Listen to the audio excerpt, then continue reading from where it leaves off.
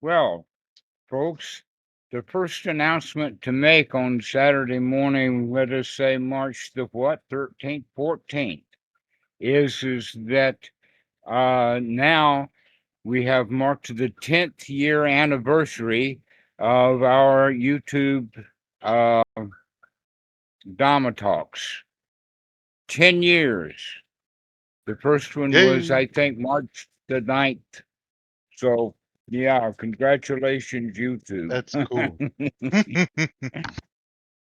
And altogether, more than 2,000 videos. Woo! And also, a couple of months ago, they said that we had about 2 million hours. Oh, how wonderful. And on other places like Podbean, they say that we've had more than 50,000 downloads. So Wonderful, wonderful. that sounds like some things are happening. So anyway, I thought that I would make that announcement. We've got a 10-year-old Brad in the house.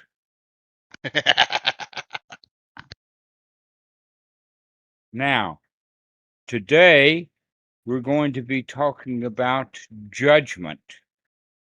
Now, I don't normally talk about judgment except in the context of Dhamma, because it's a kind of an ordinary thing. In fact, they've known about it for so long that it is in the Bible. So I'll start with that Bible passage. It's called the story of Adam and Eve. Now, the funny part about it is that most Christians miss the story completely. They think it's about talking snakes and about misogyny and blaming women for it. They also think that God kicked them out of paradise, out of the Garden of Eden.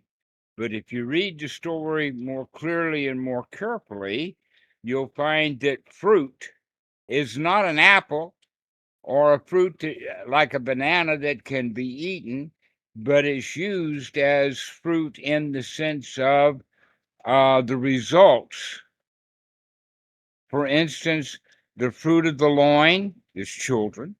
The fruit of the loom is underwear. The fruit of your labors is a paycheck and sometimes a jail sentence. And there's all possibilities for fruit. That in fact, kama phala means the fruit of your actions. And this is exactly what is meant there. That Adam and Eve didn't eat a fruit, they had to put up with the results of their actions. And what were their actions? They ate of the fruit of knowledge of good and evil. Is that right, JK? They ate of the fruit of the knowledge of good and evil. What does that mean? That means then that they were not satisfied with not knowing. They wanted to know.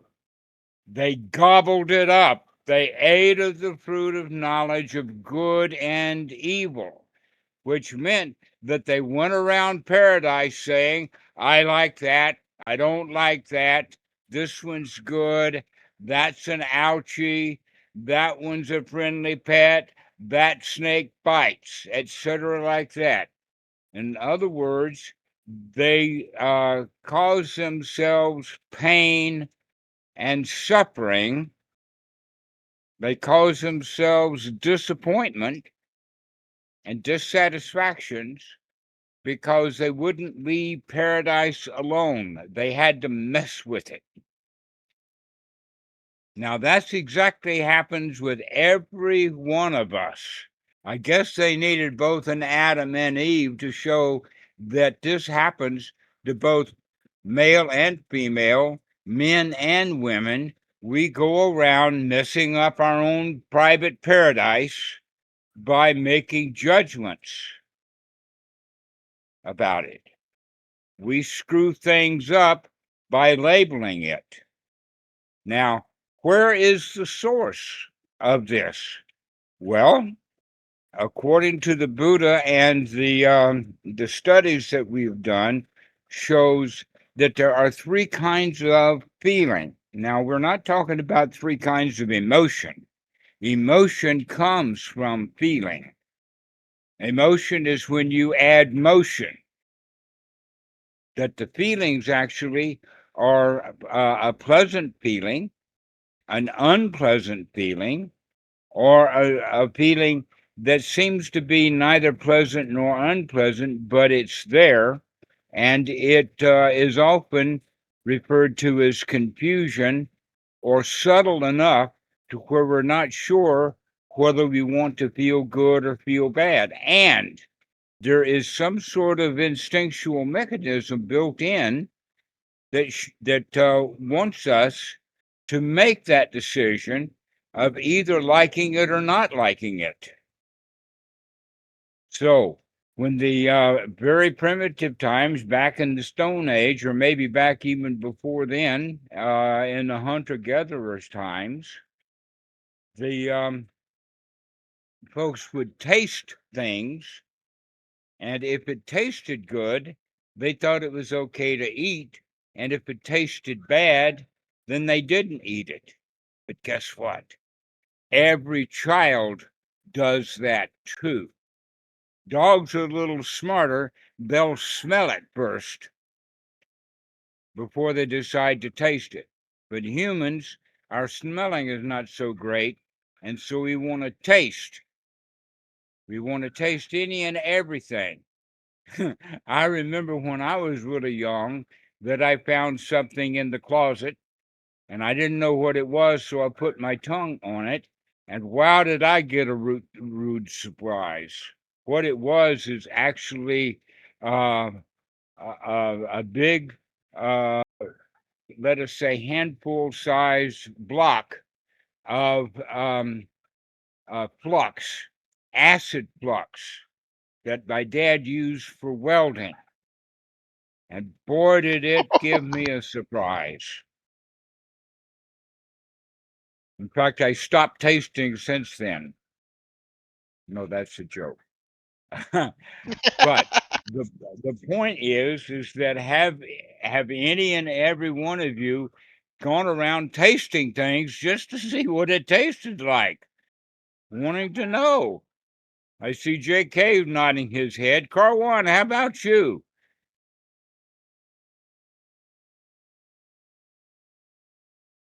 Navid, Red Dono, Giannis, how about you? Who's actually tasted things Yep. when they were a kid? Yeah, I don't know I'm what your sure I have, reaction but I is. don't remember any of it. That's right. You burned your brain instead of your tongue, huh? Exactly. All right. So that's the point about everything is that the human wants to know. We want to know.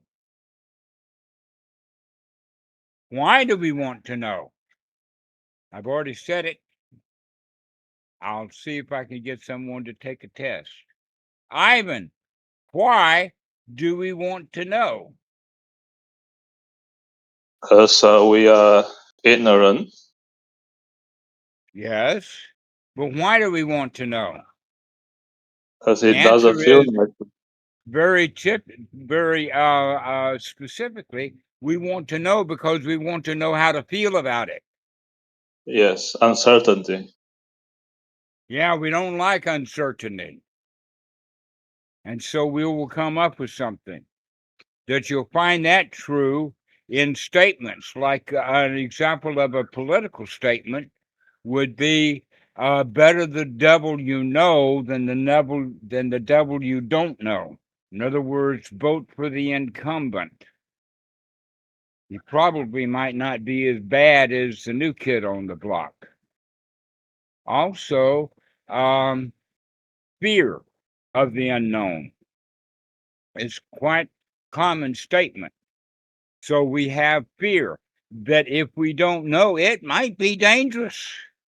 And remember that the important point about the instinct, the number one, is the survival instinct, the self-preservation instinct.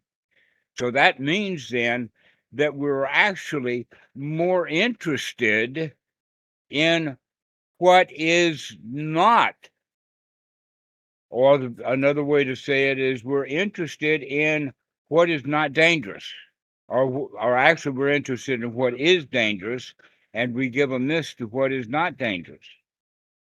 And how that builds up is that in order to avoid danger out into the future, we kind of store up, our mechanism stores up, that we remember the bad things that happen. If you sit and muse about the past, more than likely, very quickly, something that bad happened will pop into the mind. And yet, people don't tend to remember all the good stuff that happened. This is part of the reason why the Buddha says, forget all about it, because your memories stuck. And the reason that they stuck is because it's part of the survival mechanism. And so we tend to remember the things that suck, tend to remember the things that hurt. A quick example of that is, how many of you have recently heard on the news some good news? If you hear some good news, you'll probably forget it very quickly because you're much more interested in the bad news. So these feelings of pleasure, displeasure, or confusion is what makes our, let us say, leads our actions. So with Adam and Eve, when they went around the garden, not knowing, they wanted to know. And so they tasted and touched and felt all kinds of things in this Garden of Eden. And they ran into a bunch of ouchies, which meant it's not much of a Garden of Eden anymore. Isn't the Garden of Eden promising? Isn't paradise promising? No ouchies? Only pleasure. No pain. So, if we look at it from that perspective, we can see then that that's the main problem with our lives, is that we go around judging things good or bad. Now, when we look at what the Buddha talked about it, he says that the cause of dukkha, the second noble truth, is the cause of dukkha, which means, I know that the Mahayana want to blame it on clinging and attachment directly, and for sure it does have tanha as a point, but the tanha, our clinging, our attachment, our grasping, has feeling at its base. And so if we like it, we want to cling to it. If we don't like it, we want to repel against it. And if we don't know, we'll inspect it enough to find something wrong with it. And we keep doing this over and over and over again, often moment by moment. And so we're double bound then to have bad feelings when we remember things, because most likely we store memories of things that are dangerous and hurt us. And then when we have that memory, guess what happens? We have that same feeling all over again. But in fact, if we have that feeling over and over again, what that actually means is every time we remember it and bring it up, we're making it worse. Yeah, we got spanked as a child once. But that child that got spanked, he's going to remember that, and he's going to start to resent it, and he's going to make it a big deal. The longer he thinks about it, the more he thinks about it, the worse that spanking was. He doesn't remember the pain. He remembers an injury that's deeper than the actual sensations. And so we tend to remember insults. We tend to remember the bullies in high school. We don't tend to remember the moment by moment little things that happened. We don't remember everything that happened in class, but we remember the things that happened in class that were a big deal, that were dangerous. And so this is the way that we do things. This is part of the reason why it's good not to remember the bad stuff, not to remember anything, because you're likely going to forget all the good stuff anyway. So why keep track of all the bad stuff? You're just going to feel bad when you bring it up.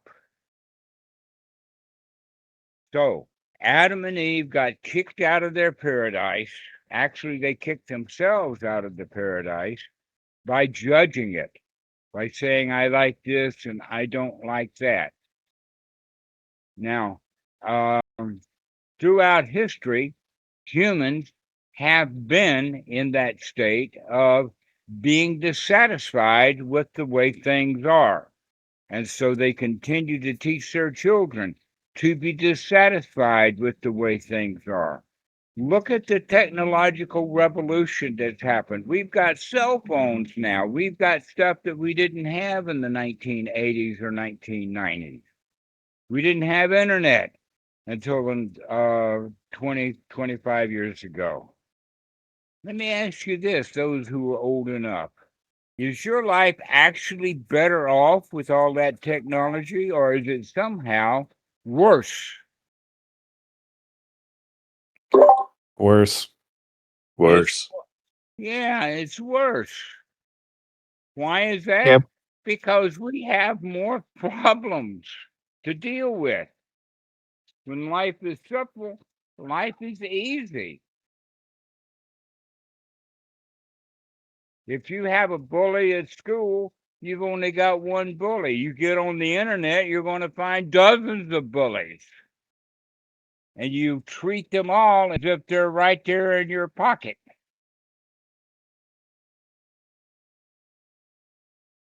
And so the technology that humans have developed over the centuries hasn't done one thing to help us feel better, doesn't have one thing to do to make us feel happier. Each one of us has to go inside their own mind and repair the damage that we have been doing. An example would be that spanking that you got. Forget about it. This is, in fact, something very curious that the Buddha doesn't talk about forgiveness very much. That, in fact, there is one or two instances of it in all of the suttas. One of them is that one monk somehow insulted another, and the senior monk just went off and went on his way, and this younger monk held on to it. And finally, his friend says, why don't you go and apologize and get forgiveness from the senior monk? And when he went and apologized to the senior monk and asked for forgiveness, the senior monk says, oh, I forgot all about it. It's not an issue. All right. And yet, how many of us hold grudges all the way back into high school, maybe back into childhood? We're holding grudges and want revenge for things that we couldn't possibly get revenge for. That, in fact, when we talk about the word justice, that's just another word for revenge. And there is no such thing as justice. I know that the U.S. government has a Justice Department, but there is no justice in the Justice Department. There is only some old men and women who are making decisions that harm people. whether the cook in court gets set free or put in prison, doesn't matter which one happens, people are going to suffer. An example is that if the criminal goes free, the cop is going to suffer because he don't like the fact that the guy that he nabbed got free. The victim, they may not even know who did the crime, but they're blaming this guy. So if he gets set free, the victim's going to be unhappy. So the justice system actually is a way of deciding who suffers, who's disappointed. There really is no such thing as real justice. If there were real justice, everybody would wind up being happy. But I don't know of anybody in court who's happy. It's a serious place. Even the judges are serious.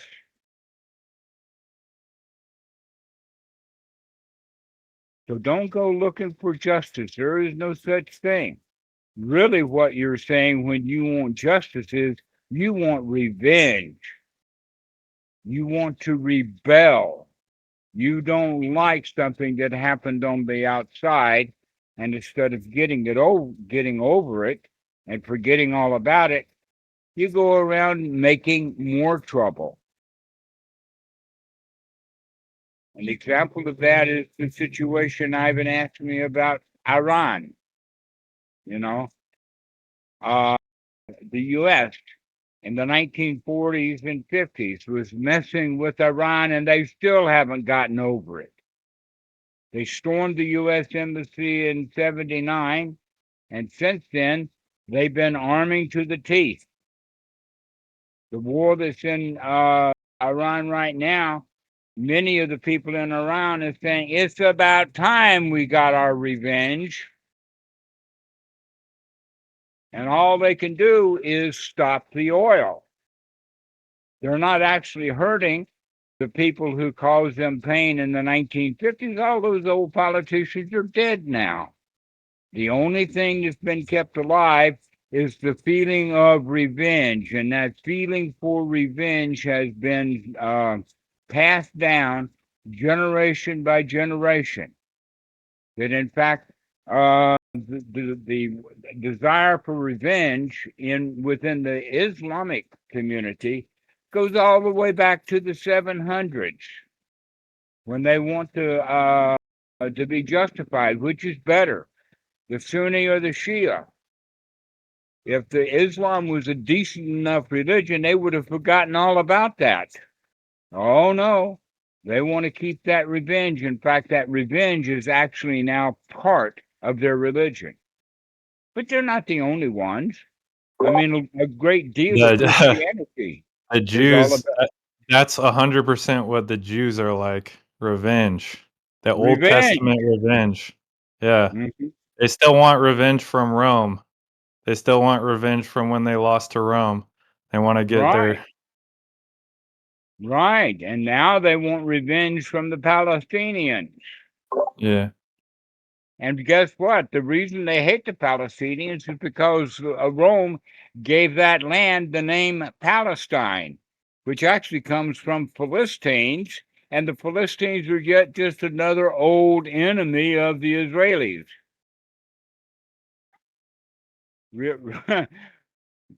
Religion and cultural revenge. Going way back. Goes way back. Exactly. That's the whole point. And can you personally stop your revenge?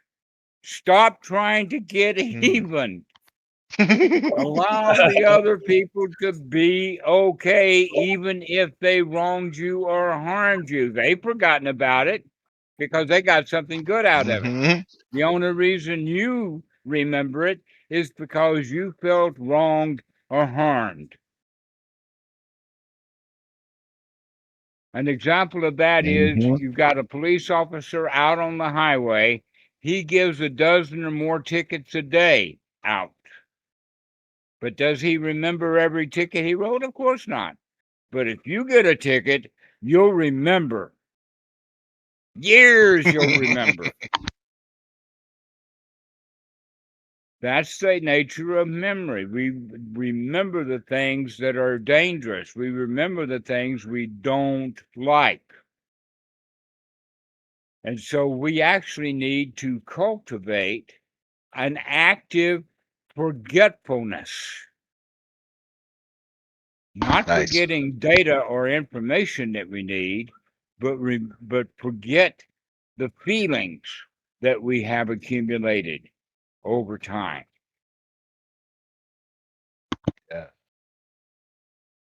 AKA, don't take it personally.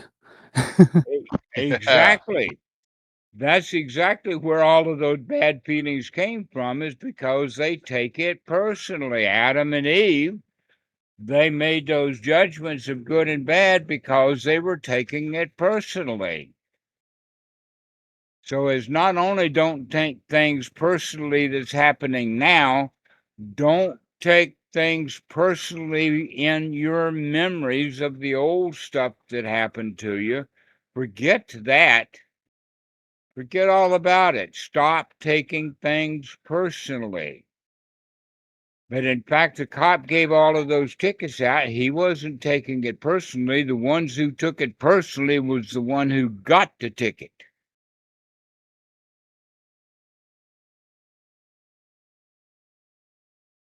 So, don't accumulate tickets. Don't remember them. Forget all about it. And then you can be at peace. Make life easy. And one of the ways, Karwan, you can make life easy is stop listening to the news.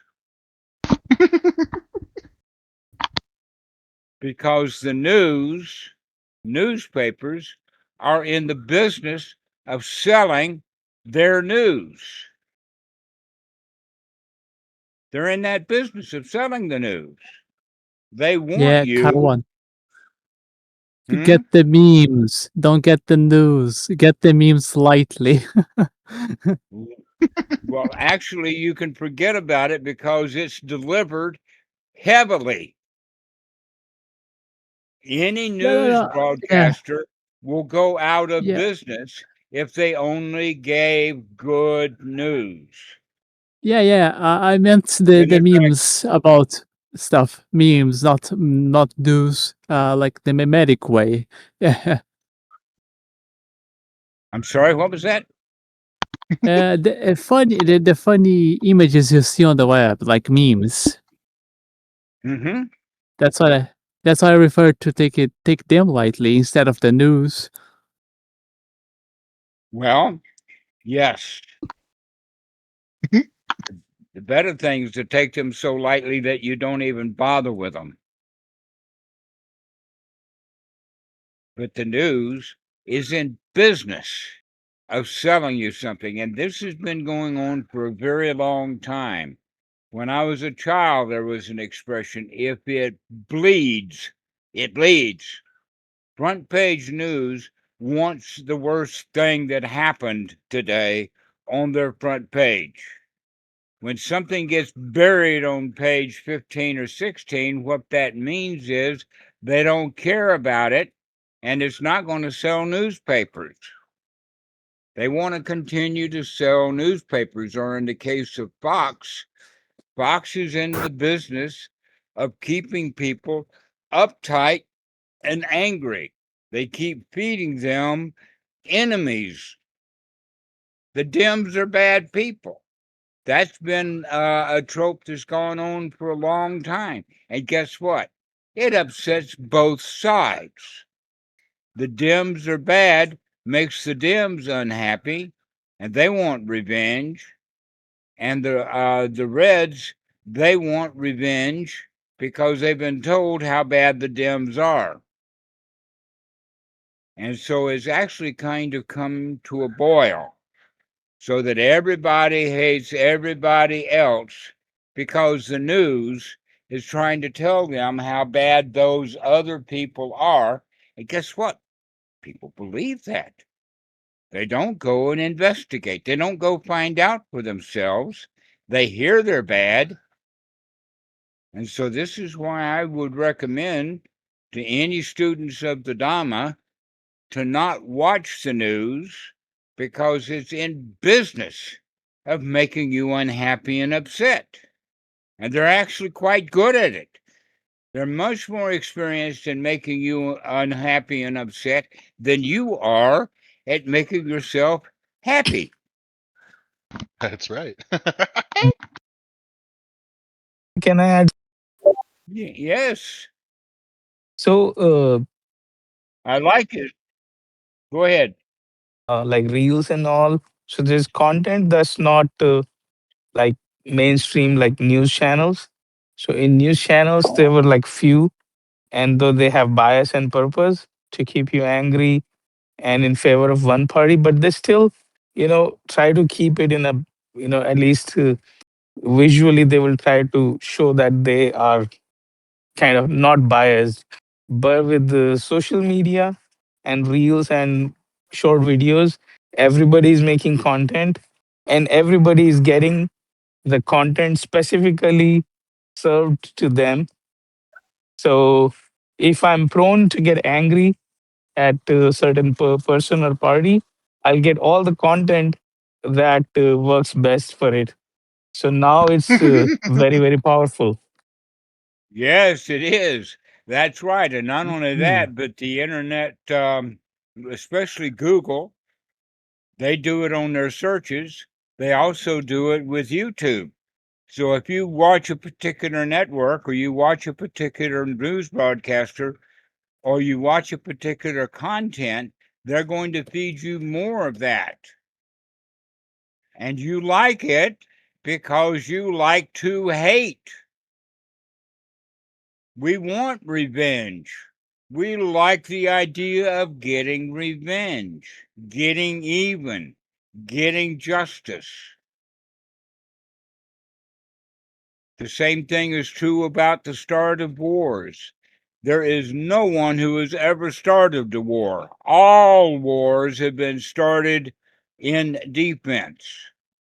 Just like Trump started this war, not because Iran attacked him or attacked the U.S., he started the war because Iran might attack him. Israel started the war with Iran not because Iran was already fully attacking them. They started the war with Iran because Iran might attack them. Well, guess what? Iran has been building up for this all along, just waiting for a chance for it to happen. But if no one attacks, there is no war. But all attacks are done in defense, never actually offensive. Even Putin justifies that by saying Ukraine was already ours. He wasn't honest about it. He didn't see his attack as an actual attack on someone else. He saw it as a revenge move. So all wars are started by revenge, and that doesn't mean governmental wars. It means every war that you personally have ever gotten into, every argument has been done because you want revenge. If somebody says something that you don't agree with, guess what? You're going to try to take revenge. You're going to set them straight. If somebody insults you, you want to insult them back to get even. Does that make it even? Really? Is there really such a thing as justice? Or is there just a group of people all over the world looking for revenge? That's right. We would say that in the army too. We would say there's only one thief in the army. Everyone else is trying to get their stuff back.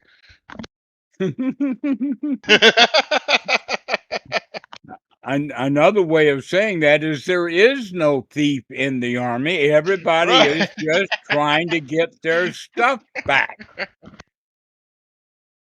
When kids shoplift at Walmart, they'll justify that by saying, well, their prices on the goods I paid for last month were too expensive. I'm shoplifting today just to Yep. get my shit back.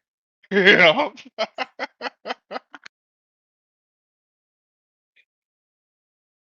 So be careful when you judge other people, because your judgment of other people, rightly or wrongly, is just another reason to get your shit back. And who wants your shit anyway? It's stinky and smelly as it is. Exactly. But we cling to our shit. We want to keep it.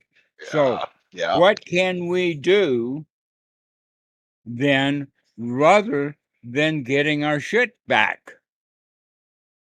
What can we do? Number Let one, that shit go. let it go. When thoughts of the shit we lost it comes up in the mind, drop that thought. I don't need that shit. That's old shit.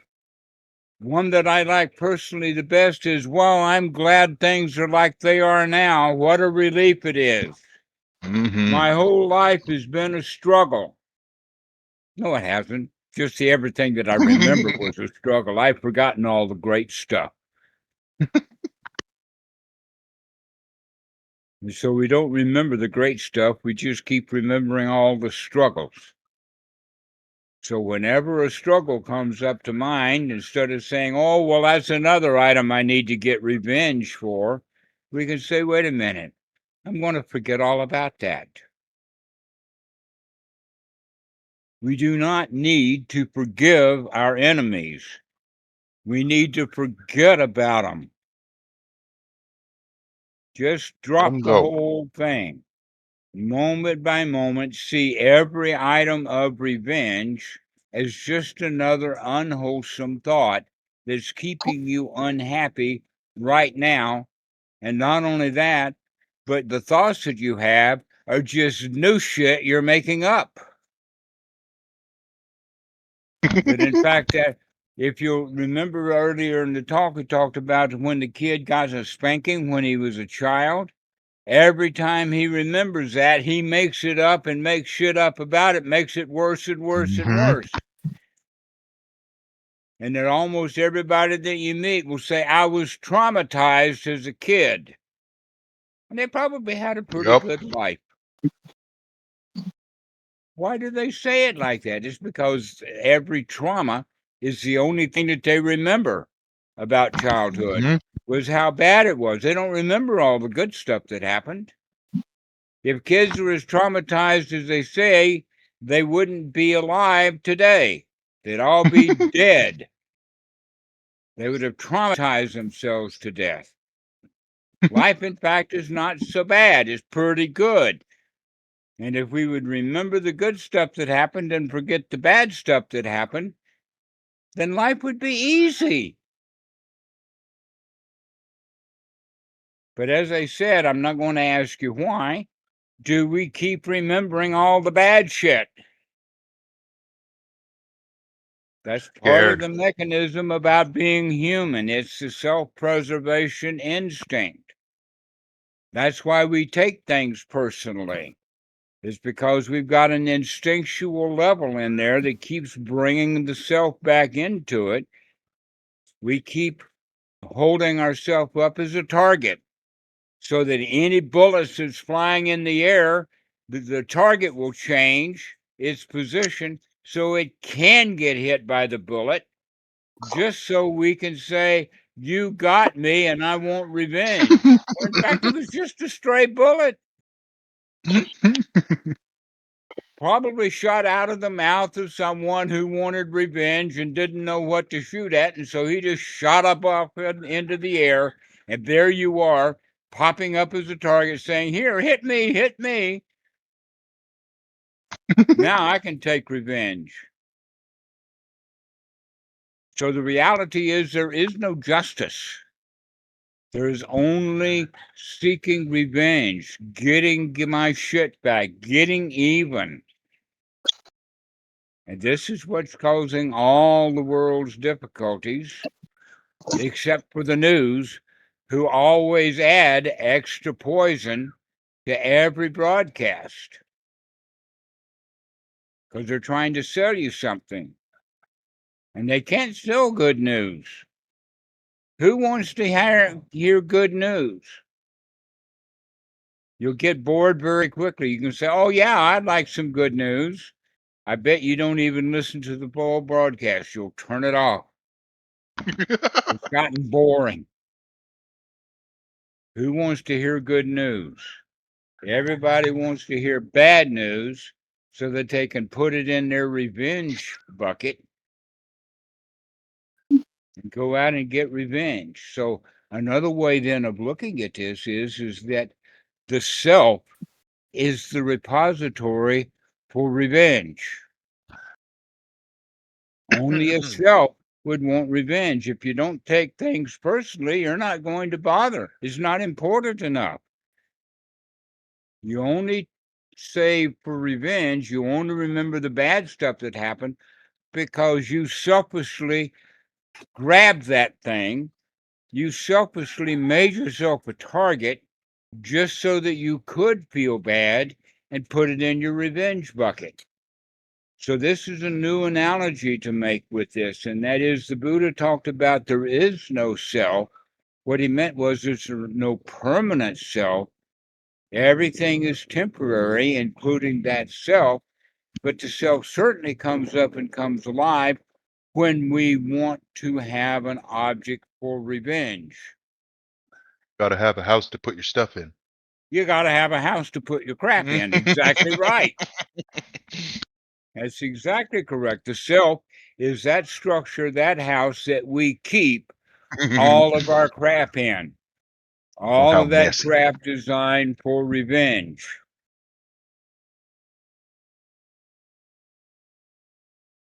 So let's not do that. Let's forget about it. Let's become empty of revenge. Karwan, if you were empty of revenge, what would you have left?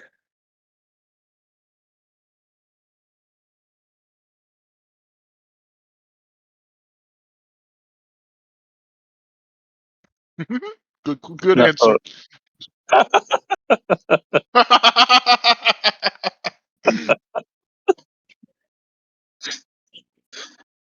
Where'd you go? I think he empty joined the right now. Iranian army. So, JK, if you were empty of revenge, if your self house was leaky, or your bucket for revenge was leaky and you had no revenge left, then what would you have? A lot more space, openness, a lot more room for fun. Yeah. Yes, exactly so. And yet we love to have that revenge. We love to think about doing that person in. In fact, we have a lot of cruel thoughts.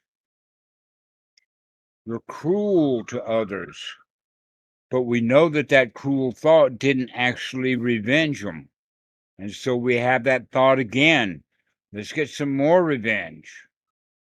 And pretty soon it becomes a habit of wanting revenge. One of the things, by the way, of old age that's really good is that when I think about getting some revenge from somebody from the past, I say, wait a minute, they're probably dead now anyway. I don't have to even worry about it. What, revenge for my mom? She's dead. I don't have to teach her anything. She's dead now. My sister? Oh, she's dead. I don't have to remember anything.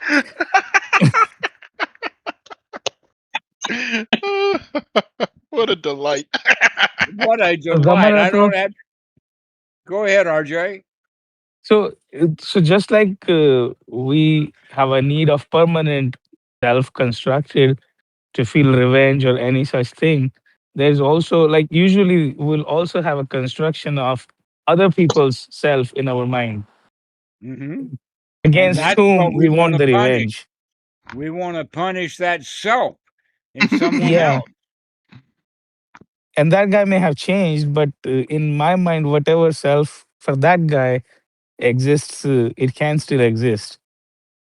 If in fact he doesn't take what you said back to him personally, we don't like that. We want to hurt him. We want Yeah. Get a revenge.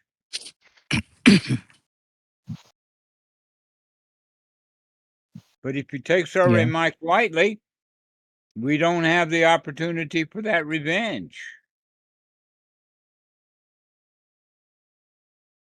So, Ivan, what do you got?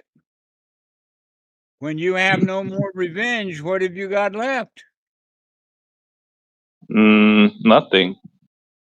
Not much. Isn't Not that much at all. interesting? All the stuff that we've been storing up all of these years is to get revenge. Mhm. Now, at one time when I was a younger man and learning these kind of things, I would say, oh, they'd probably have forgotten about it anyway. Didn't mean anything to them. Why am I carrying this around? Right. We carry so much we don't even know.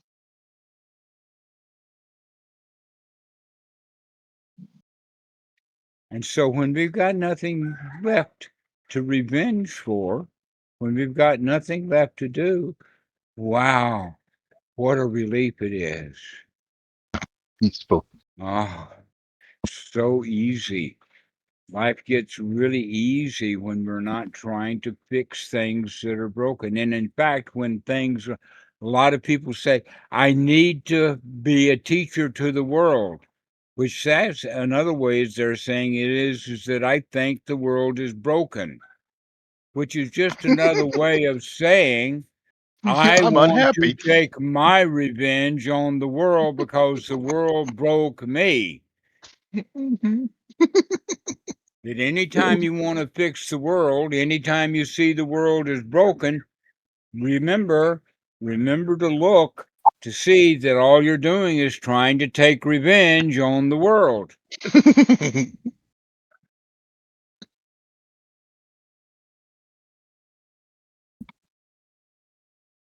And in fact, there's a very famous talk on YouTube now by Ajahn Mahaboa, who died in 1912. But as an old man, he gave a talk saying that the world is a toilet full of shit. My favorite. Does that mean that we need to take revenge on that toilet by cleaning out its shit? Or does it mean it's not worth dealing with? That was his point, is that it's a toilet full of shit. Doesn't mean, oh, I've got to go get my cleaning gear. I got to go get my rubber gloves and my brush, and I got to go clean up that toilet called the world because it's full of shit. And really recognize that the only shit that needs to be cleaned up is the stuff I've carried with me. Mhm.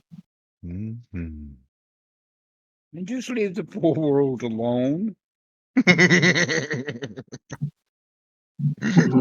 Don't try to take revenge upon the world hurting you. That the reason that you want revenge for the world is simply because you're carrying old bad feelings and you want revenge for those bad feelings.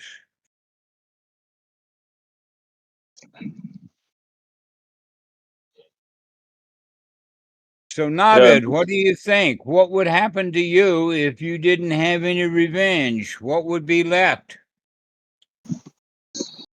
Supreme happiness.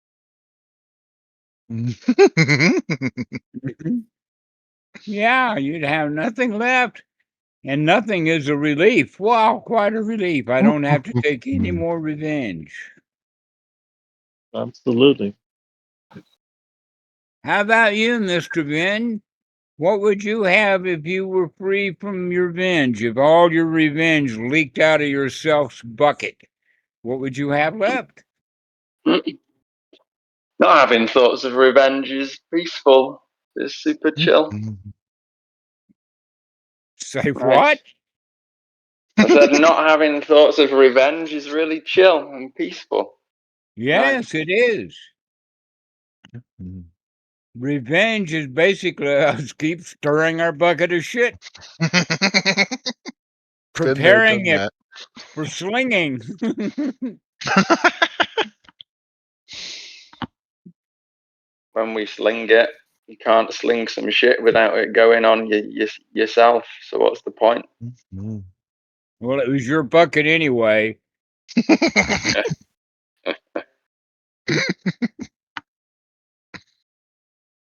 So, Giannis, what do you think? What would you have left if you got finished with your revenge? If you didn't hold revenge for anyone, what would you have left?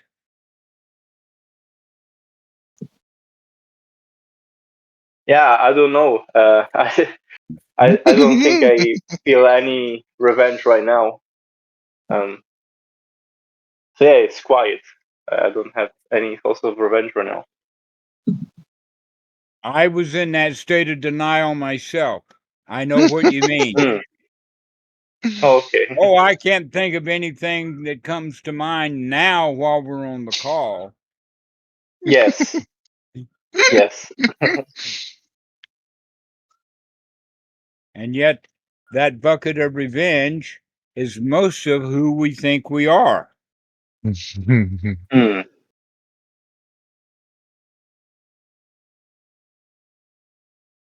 So, Michael Swift, what do you think? What would you have left if you had finished with your revenge? I came in late, but I think without the revenge, it'd be very light. Mm-hmm. That bucket would be empty. That in fact, it would be worth setting down altogether. Yeah. Nothing to it. There's nothing really there. Just a big load of wanting to get even, wanting to get our own shit back. Think that we've been wronged. Thinking that it's their fault.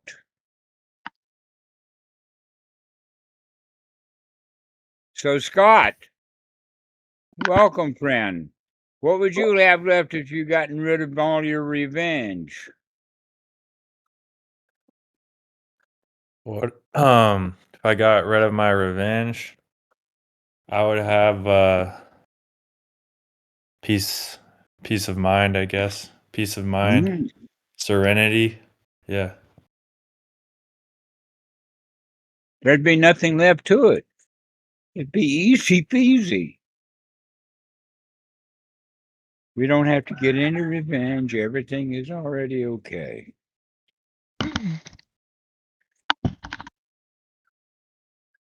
Muhammad, what would you have left?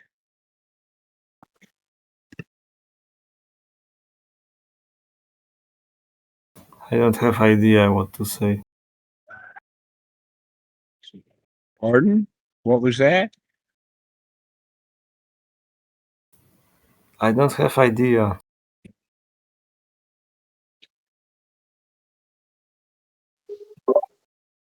He said he doesn't have an idea of what to say. Oh, empty, huh?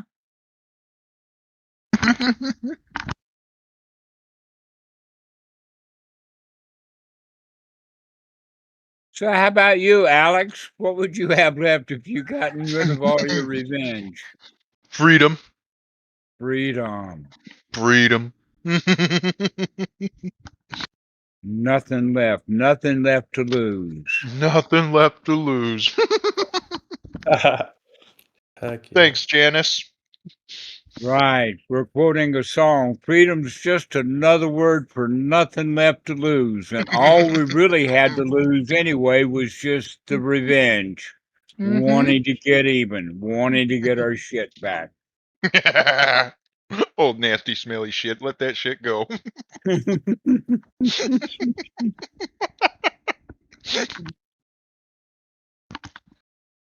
Bye-bye.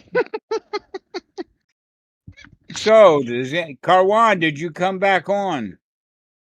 This was for you anyway. It got empty. It's okay. You blew him away. Literally. I mean, you don't hear this very often. This is amazing what you just told us. No, your sound is kind of muffled. Oh, I'm sorry. I can hear you now. I said this was amazing what you told us. We don't hear that very often It's at all. Dhamma. Good stuff. Yeah, it's beautiful. Dhammarato, I would also like to answer this question. Tell me if that makes sense. So, if the revenge feeling is gone, I guess we'll get back the life to enjoy. Because all the Oh, time we're having revenge feeling or anything like that, we're kind of not living. We are elsewhere.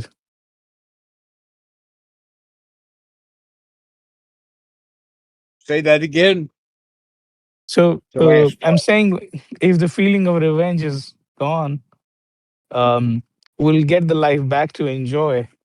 All the time we're having this revenge feeling, like we're actually not living. We're not here. We're in some thoughts that doesn't exist. Precisely so. That's the funny part about it is that no matter how many thoughts of revenge we have for how many different people, we're never satisfied with the thoughts of revenge. And even if we're actually able to hurt them, now we've got two problems. One, we're still carrying our revenge feelings for them. And two, we've given them a reason to take revenge on us. And so now you got two people feeling bad. mhm.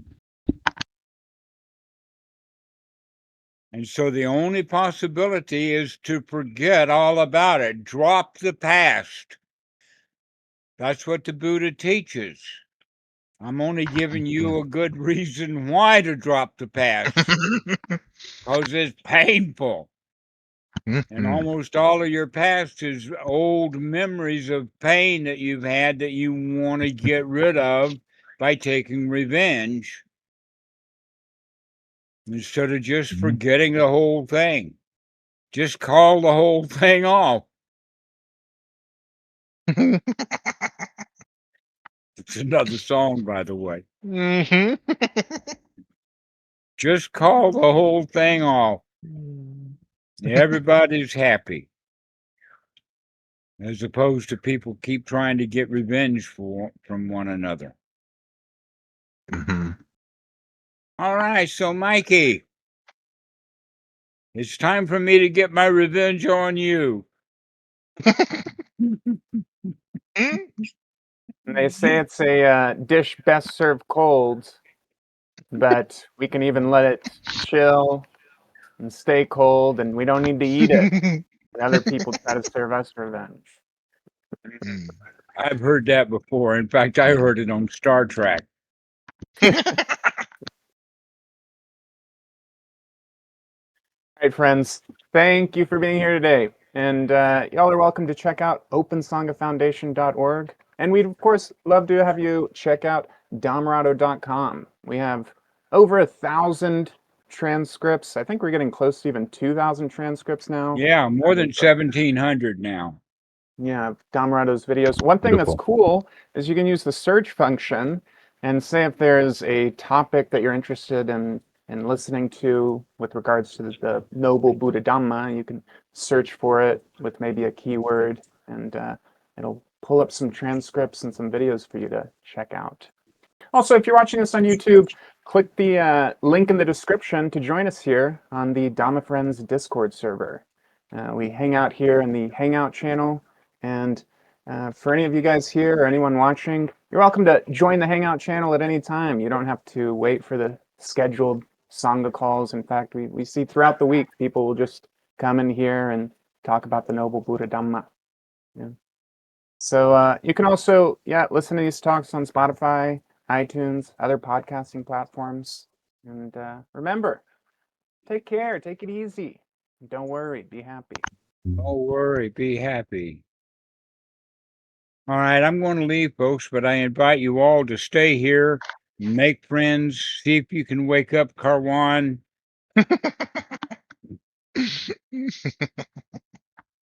Enjoy, Dhammarato. Thank you. All right, you. we'll see Thank you you, guys Dhammarato. later. Thank you, friend.